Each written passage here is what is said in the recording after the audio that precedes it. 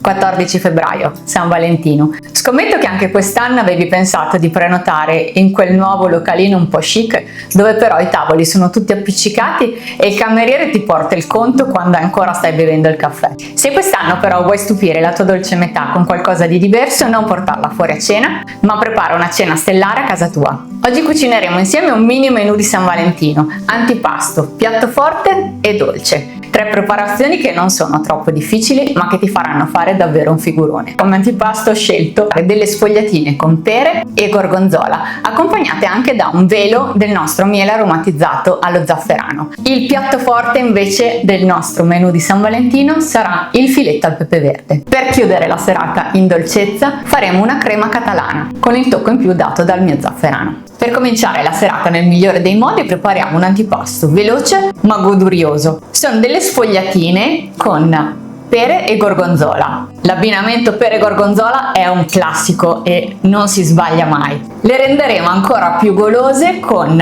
una spolverata di gherigli di noci tritate e una cucchiaiata del nostro miele aromatizzato allo zafferano. Tagliate la pasta sfoglia. Le pere le metteremo a fettine, tenendo anche la buccia, quindi lavatele bene.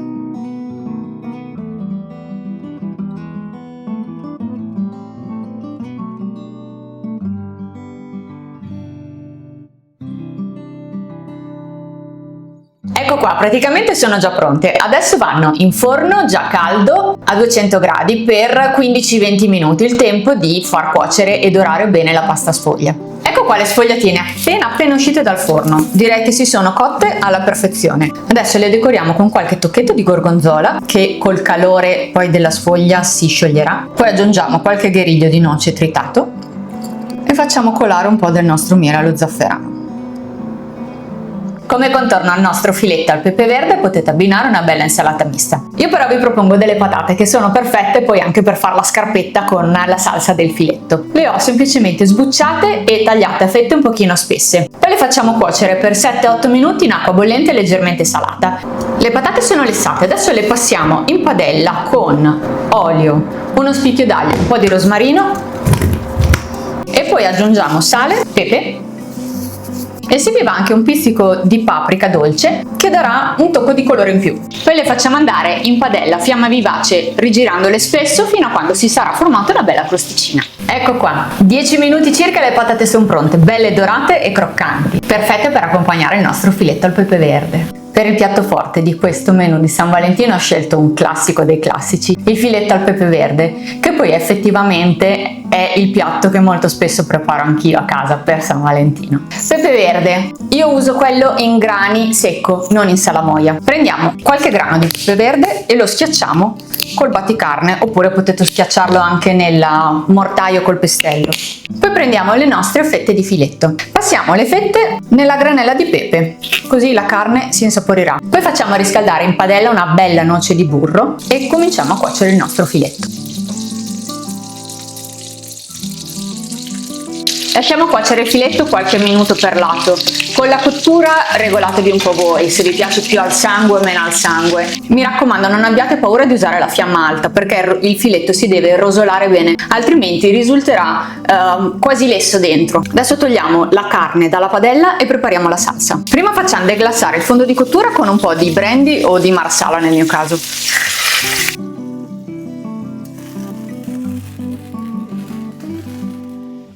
Poi aggiungiamo la panna,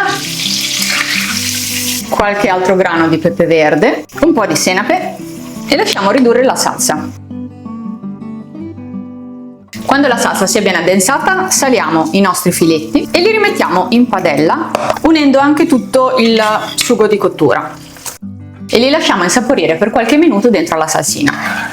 Filetto pronto, impiattiamo e poi dritti a tavola. Mi raccomando, abbondate con la salsa perché il segreto della buona riuscita del filetto pepe verde è proprio la salsa. Aggiungiamo anche le nostre patate e siete pronti per gustarvi una cenetta speciale. Come dolce ho deciso di fare la crema catalana, però invece di insaporirla con la cannella come vorrebbe la ricetta tradizionale, noi utilizzeremo lo zafferano. È un dolce molto veloce da fare perché si tratta essenzialmente di una crema. Ricordatevi di prepararla per tempo perché la crema deve stare almeno 2 ore in frigorifero a compattarsi e raffreddare. Prima cosa da fare come sempre è mettere a bagno lo zafferano. Ho riscaldato leggermente il latte e ho messo a bagno i pistilli circa un'oretta prima di cominciare a preparare il dolce. In un pentolino mettiamo lo zucchero, aggiungiamo il nostro latte e la scorza di limone. Quando prelevate la scorza cercate di non prendere anche la parte bianca che è quella più amara. Adesso lo mettiamo sul fuoco e lo portiamo ad ebollizione in modo che lo zucchero si sciolga. Il latte è pronto, adesso lo filtriamo dentro quest'altro tegame così togliamo la buccia di limone.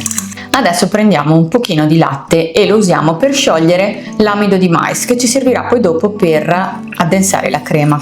Cerchiamo di ottenere una bella pastella senza grumi. Adesso versiamo nel latte i nostri tuorli, mescoliamo con una frusta e ci mettiamo sul fornello. Mescoliamo fino a quando i tuorli saranno sciolti e poi uniamo l'amido sciolto nel latte e il nostro latte allo zafferano. Mescoliamo fino a quando la crema non arriverà ad ebollizione e comincerà ad addensarsi. Adesso la versiamo nelle ciotoline, poi la lasciamo raffreddare a temperatura ambiente e poi la passerò in frigorifero. Dopo averle messe nelle ciotoline ricordatevi di coprirle con la pellicola in modo che non si formi la crosticina sopra. La crema è fredda, adesso il tocco finale che va fatto proprio appena prima di servirla. Zucchero abbondante sopra e poi lo facciamo caramellare.